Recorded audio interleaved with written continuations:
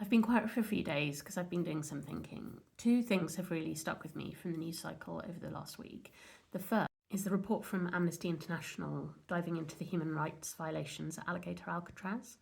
They found things that we were expecting, like the withholding of food and water, the withholding of medication, forcing detainees to sleep in unsanitary, unsafe conditions. They also described punishment boxes, 2x2 boxes that people were forced into with their hands and feet bound to the floor for hours at a time. The second was the national security strategy that was issued by the White House. There are people with far more knowledge than me who've done some really good takes on this, and I'll tag Mike Galsworthy on this below. But my takeaway from it is that the US has now openly declared hostility towards the existence of things like the EU and also governments that stand against it ideologically. I think the thing I keep coming back to that's kind of really upsetting me is neither of these things are new. So detainees and the families of detainees have been shouting about what was going on in alligator Alcatraz for months.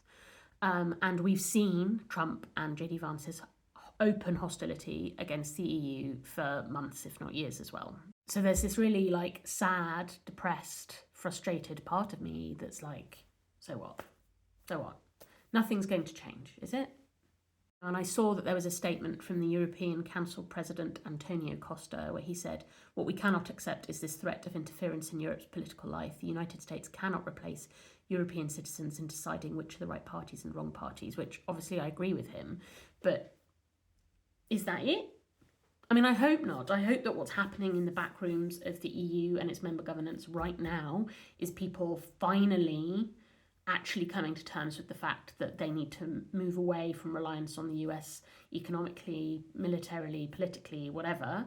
And I know that some political leaders have been arguing for this for years. I think Macron has for a really long time. But so much more needs to be done. And I worry so much about what is being done to actively safeguard the democratic processes of each different country. You know, we've seen, regardless of whether you believe in overt vote tampering, the reality is that election interference very much did happen in the US, and it could easily happen anywhere else. Nowhere is exceptional. Nowhere is safe from this. And I'm haunted by the fact that, back in the 1930s, people could have argued that they did nothing because they didn't know, because information wasn't readily available, because, that kind of side of what was happening was hidden from them, and it was very easy to stay hidden from them. But what's our excuse now? We know. So what?